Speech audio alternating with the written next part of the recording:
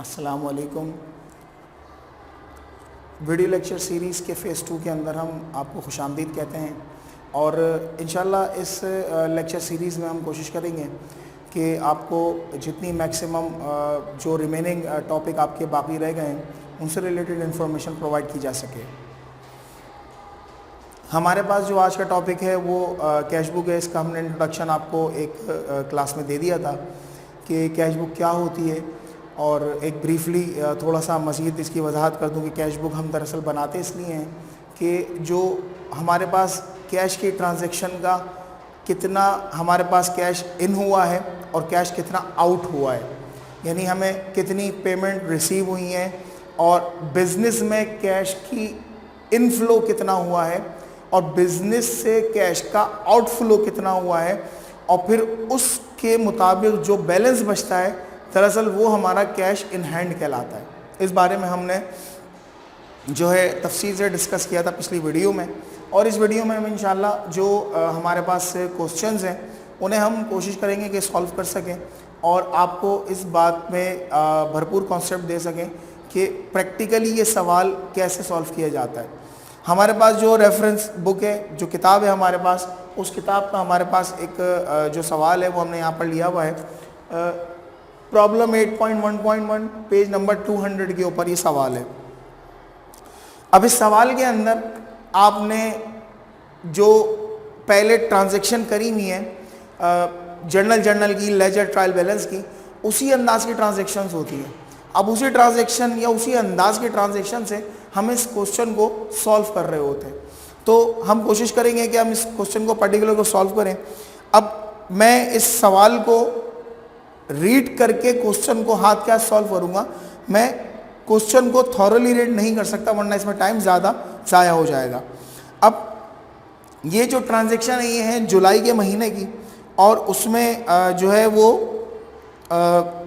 जुलाई 1 से लेके और एंड ऑफ द जुलाई की ट्रांजैक्शन को देता है। अच्छा, अब देखिए एक बात, हमने यहाँ पर एक फॉर्मेट बनाया हुआ है जिसमें ये वाली साइड हमारी साइड है रिसीट साइड और ये साइड है हमारी पेमेंट की, ठीक है।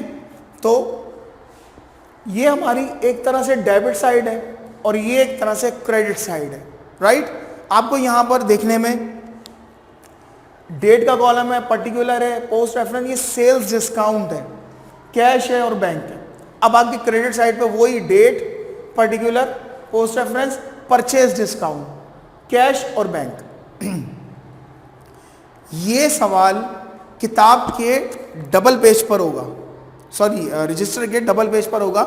जैसे कि आपके पास अगर रजिस्टर है तो उसका एक पेज यहाँ पर है, एक पेज यहाँ पर है, तो आप आधे कॉलम यहाँ खींचेंगे, आधे कॉलम इधर खींचेंगे ताकि ये क्वेश्चन पर्टिकुलर अच्छे अंदाज में सॉल्व हो, वरना एक पेज पर करेंगे तो क्वेश्चन को सॉल्व करना आपके लिए मुश्किल बन जाएगा। जो रजिस्टर है उसके 2 पेज एक वक्त में इस्तेमाल होंगे इसके कॉलम को बनाने में, और कॉलम को अंदाज़ा हो रहा है कि जो मतलब तादाद है वो काफ़ी ज़्यादा है। हम क्वेश्चन को सॉल्व करते हैं। जुलाई 1 के ट्रांजैक्शन में बोलता है Zahid started business with cash ₹50,000। जब बिजनेस शुरू किया जाता है तो बिजनेस को शुरू करते वक्त हम इन्वेस्टमेंट करते हैं। हम जो इन्वेस्टमेंट करते हैं तो उसके एक ट्रांजैक्शन को पास करते हैं, तो हम उसकी एंट्री बनाते हैं कैश डेबिट और कैपिटल क्रेडिट। अब देखिए कैश बुक में उसको कैसे लिखा जाएगा, इस बात को जरा समझिएगा। कैश बुक में हम उसको ऐसे लिखेंगे कि बिजनेस में जो कैश आया वो डेबिट और जो बिजनेस से कैश गया वो क्रेडिट। आसान लफ्ज़ों में आपको मैं और रेफरेंस दूं इसका, जो कैश का टी अकाउंट आपने बनाया था, जो टी अकाउंट का आपका टॉपिक चल रहा था, वो जो टी अकाउंट आपने कैश का बनाया था, थोड़ा सा उसको दिमाग में लाएं। हम कैश की एक साइड पर लिखते थे वो तमाम सोर्सेस जिसके ज़रिए कैश इनफ्लो होता था, सेल्स, इसके अलावा कैपिटल, इसके अलावा पेमेंट जो भी रिसीव होती थी वो। और क्रेडिट साइड पर हम क्या लिखते थे कि कोई चीज़ परचेज़ करी है आपने, यानी मर्चेंडाइज परचेज़ करी है, कोई फिक्स एसेट परचेज़ किया है, कोई एक्सपेंसेस हुए हैं आपके, तो उसमें क्या होता था, कैश आउटफ्लो हो जाता था। तो वो तमाम क्रेडिट साइड पर आता था। ये एक तरह का डेबिट और ये एक तरह का क्रेडिट है।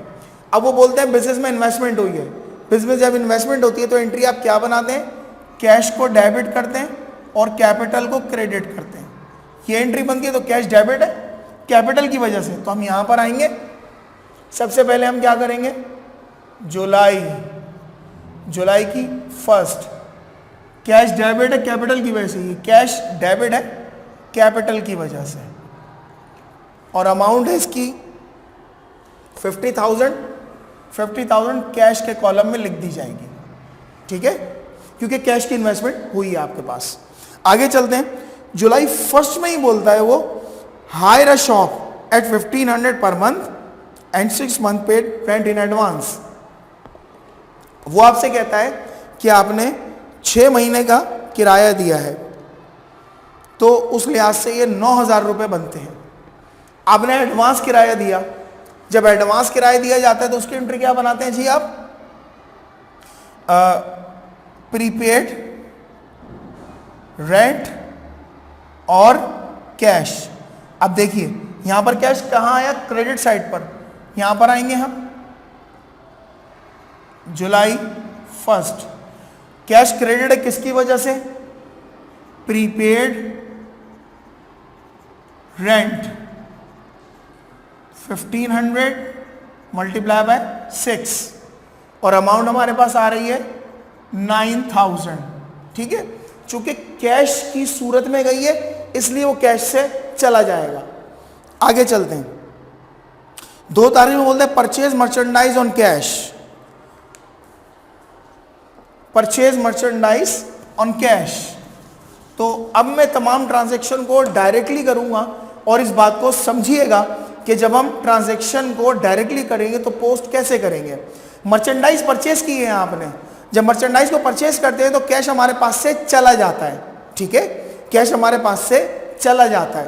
तो मैं यहां पर आऊंगा, जुलाई सेकेंड, परचेजेस, क्योंकि परचेजेस की वजह से ये कैश मेरा क्रेडिट साइड पर आ रहा है, और 10,200 यहां पर आ जाएगा।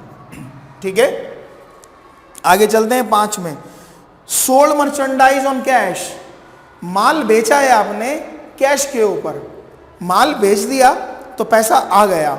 ठीक है, माल बेच दिया तो पैसा आ गया। एंट्री क्या बनाएंगे, कैश डेबिट सेल्स क्रेडिट, यानी कैश डेबिट हो रहा है सेल्स की वजह से, तो मैं यहां पर आया डेबिट साइड पर और मैंने लिख दिया 5 तारीख में सेल्स, सेल्स की वजह से हुआ, और अमाउंट है 2950,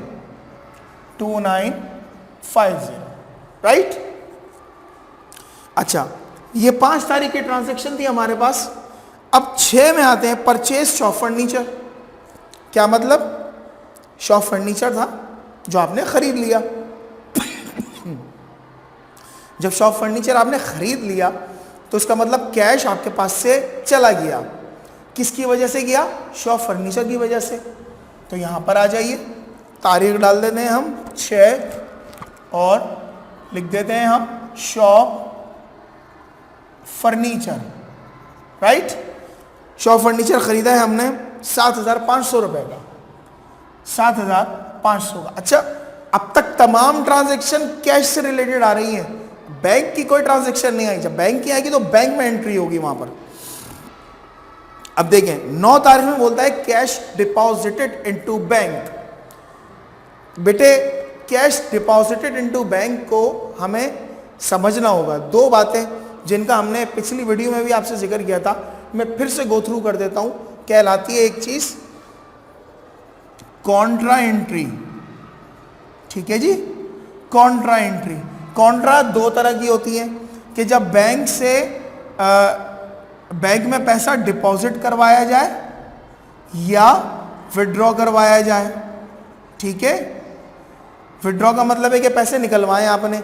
जब डिपॉजिट करवाएंगे तो डिपॉजिट की एंट्री क्या बनाएंगे आप, बैंक डेबिट और कैश क्रेडिट। इसी तरह विड्रॉ में कैश डेबिट और बैंक क्रेडिट। बहुत तवज्जो से देखने की और समझने की ज़रूरत है। इन दोनों एंट्रीज में जब कैश को डिपॉजिट करवाया जाए या कैश को विड्रॉ करवाया जाए, अगर आप एंट्री बनाते हैं तो इसमें जो डेबिट और क्रेडिट हो रहे हैं, इन दोनों का ताल्लुक इस कैश बुक के कॉलम से बन रहा है। अगर बैंक में पैसे जमा करवाएं तो बैंक डेबिट हो गया, तो डेबिट साइड पर बैंक के आ जाएगा। इसी तरह क्रेडिट साइड पर कैश के आएगा ये, राइट।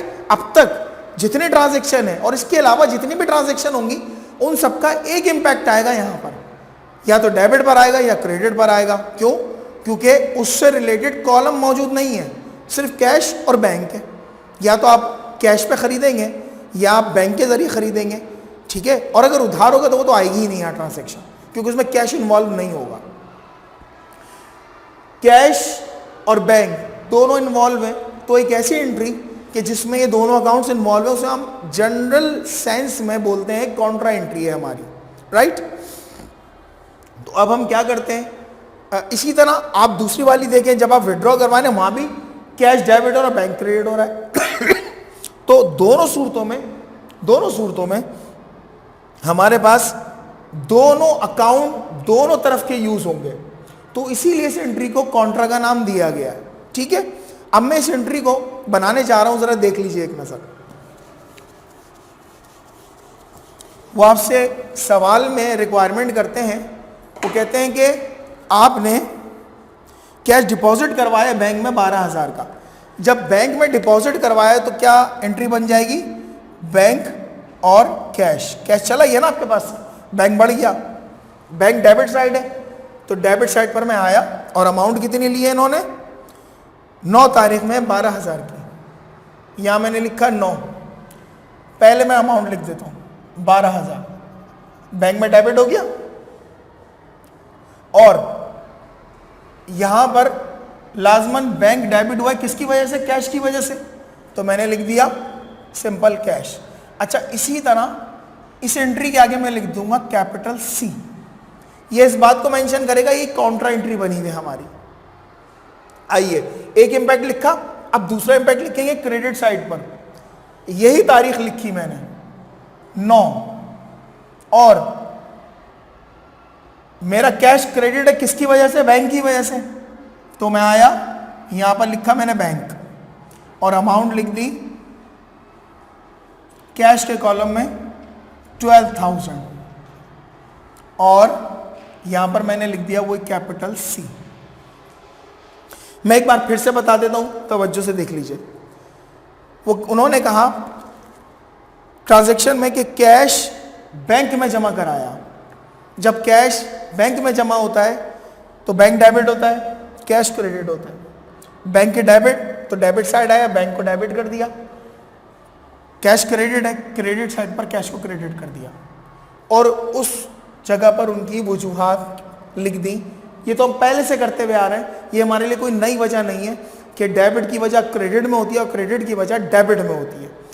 तो वही कॉन्सेप्ट है, वही तमाम बातें यहाँ पर इन्वॉल्व हो रही हैं, राइट। बस एक फ़र्क है कि ये अमाउंट दोनों साइड आएगी, जो कॉन्ट्रा की अमाउंट होगी। इसके अलावा जो भी ट्रांजैक्शन बनेगी वन साइडेड है दरअसल, ठीक है। अच्छा, 9 तारीख के बाद हम देखते हैं 12 तारीख में issued a cheque of ₹2850 for purchase of merchandise. अब देखें, चेक इशू हुआ।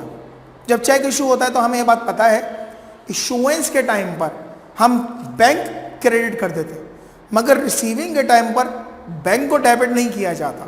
उसकी रीज़न मैंने आपसे पहले जिक्र डिस्कस करी हुई है। अच्छा, चेक इशू किया 2850, 12 तारीख में लाजमन पेमेंट हो रही है, तो हम यहाँ पर आ जाएंगे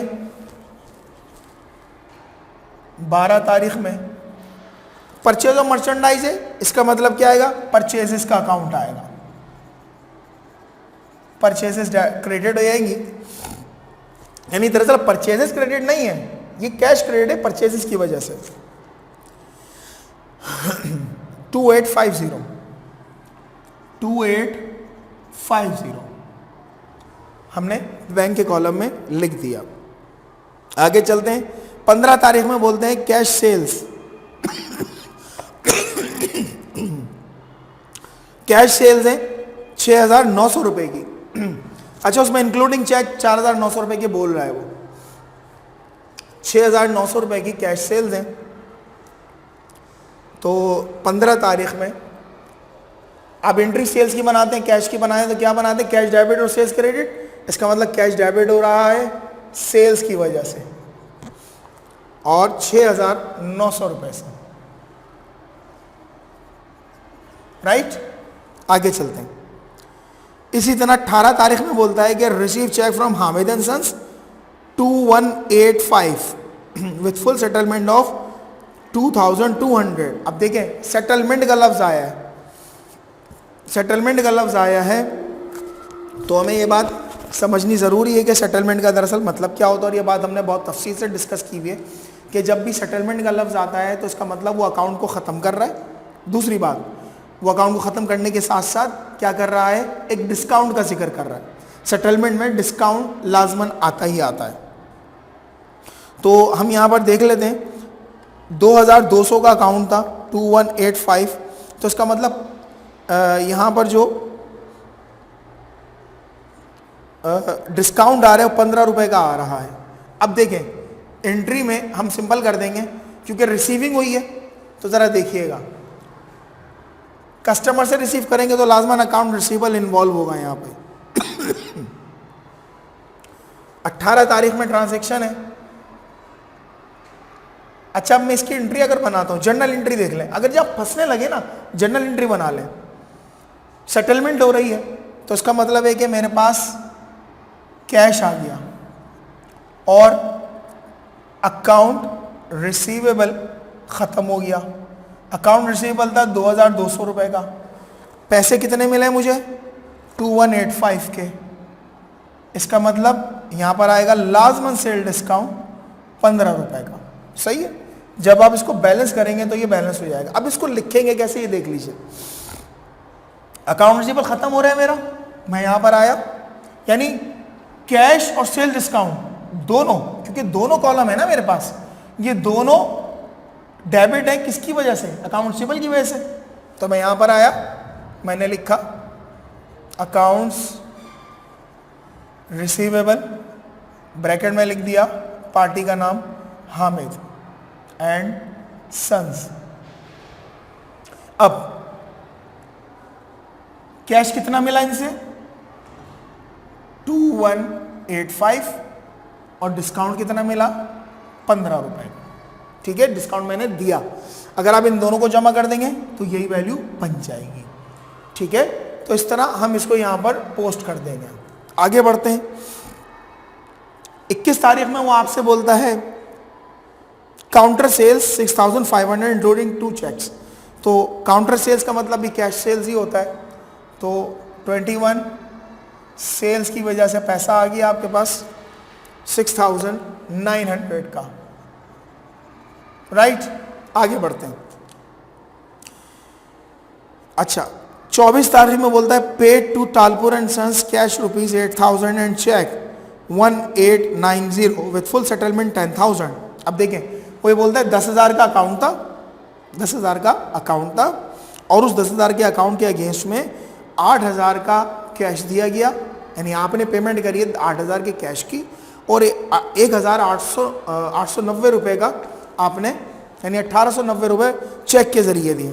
तो हम ज़रा देख लेते हैं कि 8,000 प्लस 1890 माइनस 10,000, 110 रुपये का यहाँ पे डिस्काउंट निकल के आ रहा है। अब उसको बनाएंगे कैसे, ये ज़रा देख लीजिएगा। ये बिल्कुल इसी अंदाज में एंट्री पास होगी जैसे कि हमने अभी बनाई थी। देखिएगा बेटा, हमारे पास लायबिलिटी ख़त्म हो रही है, पेमेंट हो रही है ना, तो अकाउंट पेएबल डेबिट होगा,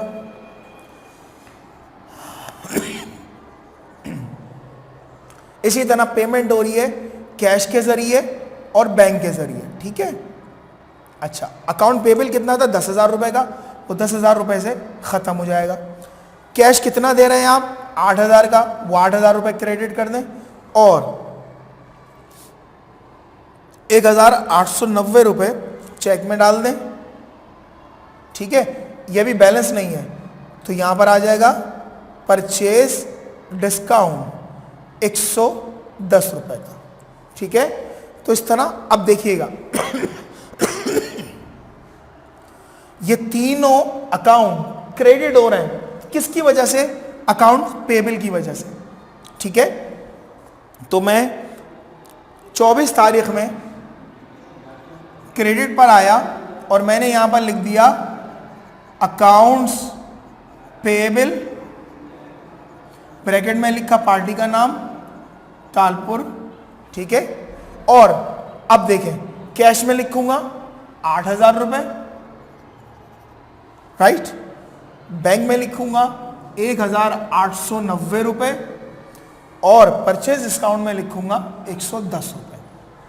बात समझ आ रही है? हमने डेबिट किया इस तीनों की वजह से या यूं कह लें कि चूंकि हम अकाउंट पेबल तो नहीं बना रहे, हम इन तीनों को बना रहे हैं, तो ये सब क्रेडिट हो रहे हैं इसकी वजह से, तो इसको लिख दिया यहां पर। और ये वही कॉन्सेप्ट है जो हमने टी अकाउंट में दरअसल बहुत तफसील से पढ़ा हुआ है। ठीक है, यहां तक बात यकीनन क्लियर हो चुकी होगी आपको। और आगे बढ़ते हैं हम और इसको थोड़ा सा एलेबोरेट कर लेते हैं। हमारी बाकी कुछ ट्रांजैक्शंस हैं उसे भी देखते हैं हम।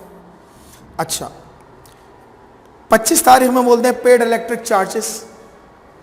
इलेक्ट्रिक चार्जेस आपके एक्सपेंस होते हैं, तो यहां पर लिख दें, क्योंकि इलेक्ट्रिक चार्जेस की पेमेंट की एंट्री बनाए तो इलेक्ट्रिक चार्जेस डेबिट हो, कैश क्रेडिट, तो कैश क्रेडिट हो जाएगा इलेक्ट्रिक चार्जेस की वजह से। और अमाउंट आ जाएगी बेटे उसमें 675 की, 675। चूंकि उसमें बैंक का जिक्र नहीं आया तो कैश ही कंसिडर होगा। 27 में कहते हैं 3 cheques of 18 and 21 were deposited into bank. अब देखें, अब उन्होंने क्या कहा, सॉरी, अब उन्होंने ये कहा कि 18 तारीख में और 21 तारीख में जो चेक उन्होंने रिसीव करे थे काउंटर सेल्स में, कैश सेल्स में या किसी भी तरीक़ेकार से किसी भी कस्टमर से, वो चेक अब डिपॉजिट होने जा रहे हैं बैंक के अंदर। 18 तारीख में मैं ऊपर आता हूं तो एक चेक है मेरे पास हामिद एंड सन्स का। हामिद एंड सन्स से मुझे 2185 का एक चेक मिला था। ठीक है, तो एक फिगर आ गई मेरे पास 2185 की। इसके अलावा 21 तारीख में बोलता है कोई चेक रिसीव होता है, मैं 21 तारीख में आता हूं तो 2 चेक्स की अमाउंट दी हुई है उन्होंने 2500 की। ठीक है, तो ये मेरे पास टोटल अमाउंट बनती है। इसका मतलब ये बैंक में डिपॉजिट हो रही है। अच्छा बेटे, हमने इस बात को बहुत तफसील से जिक्र किया था कि जब चेक रिसीव होता है तो वो कैश के बराबर होता है, क्योंकि वो इजीली ट्रांसफरेबल होता है। ठीक है, तो जब वो चेक कैश के बराबर है तो इसीलिए उस वक्त तो हमने इस बात को कैश में रिकॉर्ड कर लिया। अब वो पैसे बैंक में जमा होने जा रहे हैं, तो जब वो बैंक में जमा होंगे तो दूसरे लफ्जों में ये एक तरह की कॉन्ट्रा एंट्री है।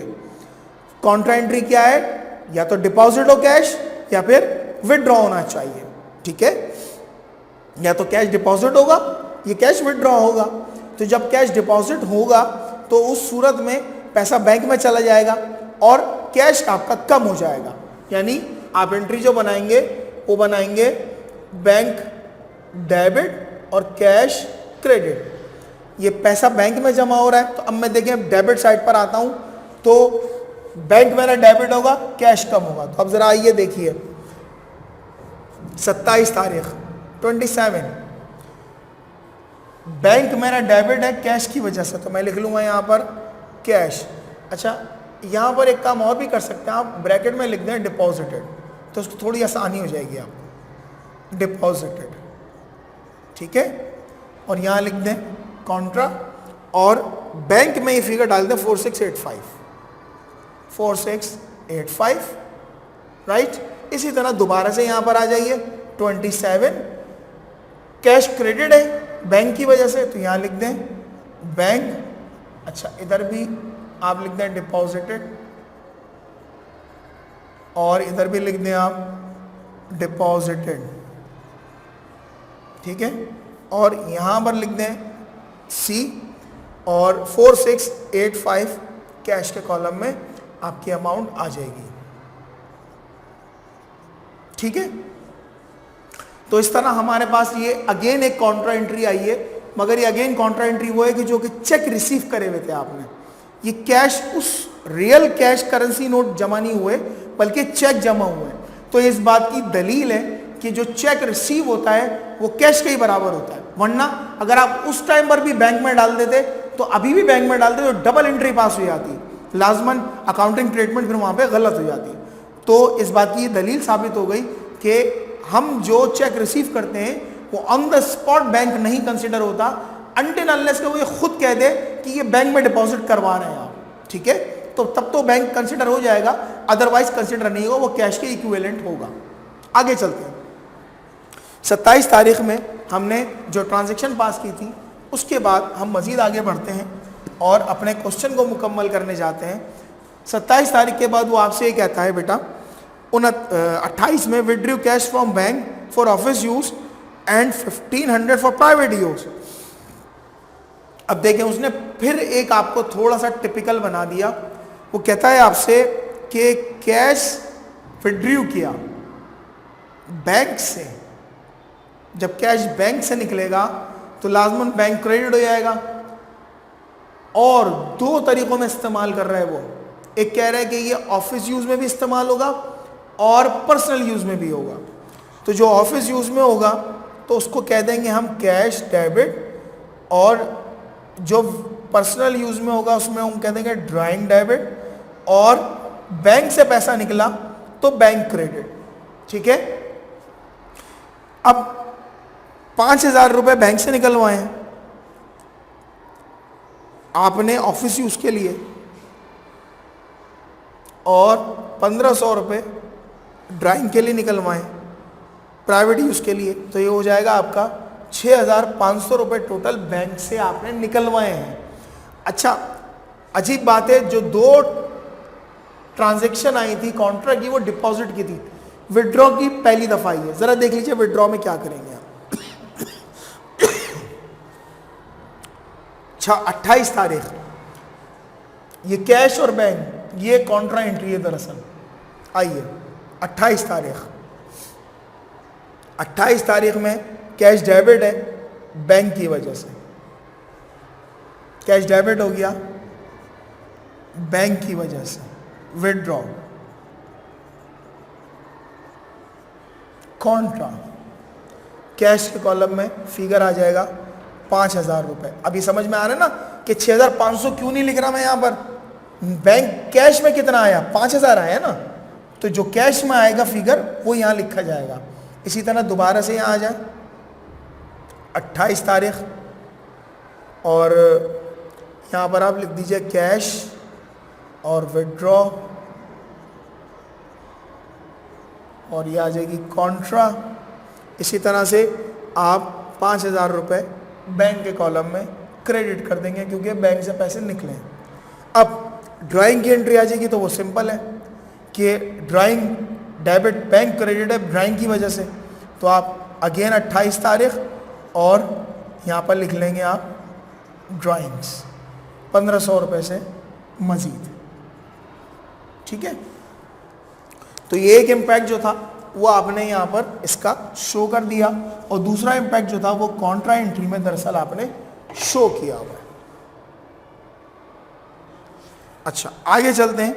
29 तारीख में वो आपसे कहता है पेड सैलरीज बाय चेक, तो आप यहाँ आइए 29 और जब सैलरीज पे की जाती हैं तो सैलरीज एक्सपेंस डेबिट होता है, और कैश या बैंक चेक के जरिए तो बैंक क्रेडिट होगा, यानी यहाँ पर आ जाएगा सैलरीज एक्सपेंस बैंक में 2,600 रुपये।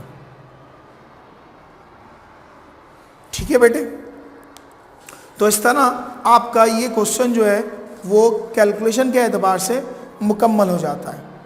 अब हम यहाँ पर थोड़ा सा इसको बैलेंस करेंगे कि बैलेंस कैसे करेंगे, ज़रा देख लीजिए एक नज़र।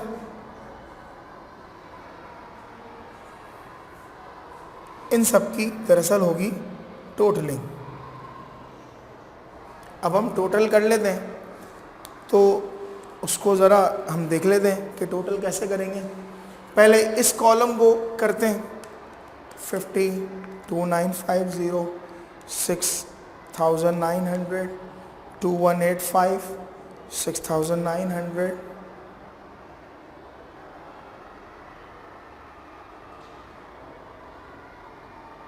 और 5000। तो इसका जो टोटल आ रहा है वो आ रहा है 73,935। आगे चलते हैं 12,000 और 4685, तो 16685। आगे चलते हैं, इधर का टोटल करते हैं। अच्छा, इस कॉलम में है सिर्फ 15 रुपये, तो वो डायरेक्ट आ जाएंगे। इधर है 110 रुपये, तो वो डायरेक्ट आ जाएंगे। 9,000, 10,200, 7,500, 12,000, 8,000, 675, 4685। तो ये आ जाएगा 52,060।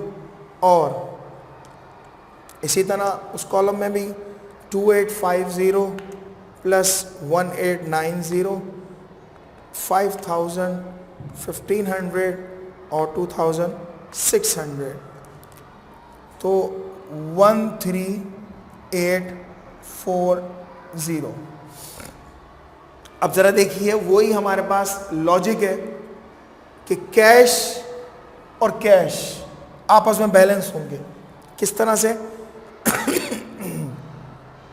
अगर ये कैश 73,935 माइनस 52,060, तो इस फिगर के बराबर करने के लिए ये वाले फिगर में जो बैलेंस आ रहा है वो 21,875 का आ रहा है। इसका मतलब ये दोनों जब जमा होंगे तो यही चीज़ बन जाएगी। बिल्कुल इसी तरह इन दोनों का भी निकाल लीजिए कि कितना फ़र्क है। 16685 और माइनस 13,840, तो 2845, राइट। अब क्या करेंगे, हम एक और लाइन लगाएंगे और इसको डबल अंडरलाइन कर देंगे। इसी तरह वही चीज़ यहाँ आ जाएगी। चूंकि ये साइड बड़ी है इसलिए 15, ये फिगर एज इट इज़, ये फिगर भी 16685 एज इट इज़, और ये अब ये दोनों को जमा करेंगे तो वही फिगर बन जाएगा 73,935 और 16685। इसको नाम दिया जाएगा बैलेंस कैरिड डाउन,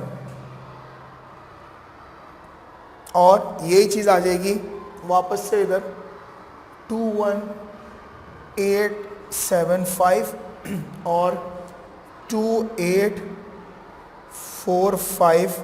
इसको नाम दे देंगे हम balance brought down.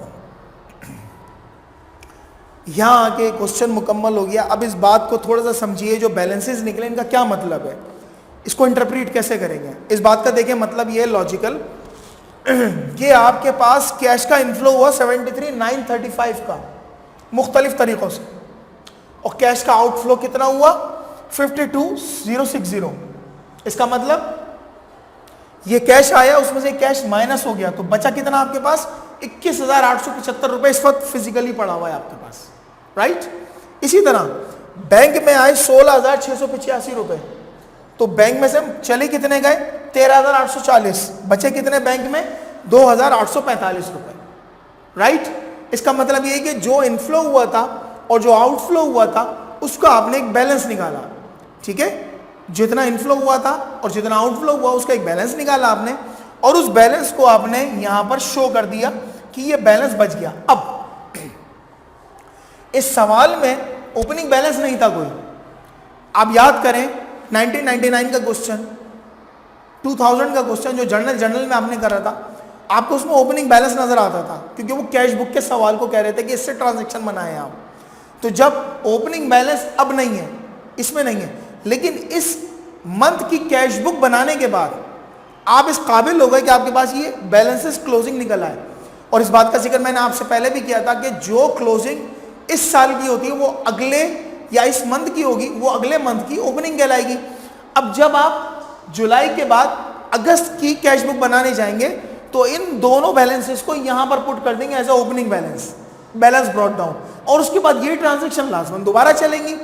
Cash book हर महीने बनती है, रोजाना बनती है, हर हफ्ते बनती है, एज पर कंपनी पॉलिसी। तो इसलिए ये कैश बुक का सिलसिला कभी खत्म नहीं होता।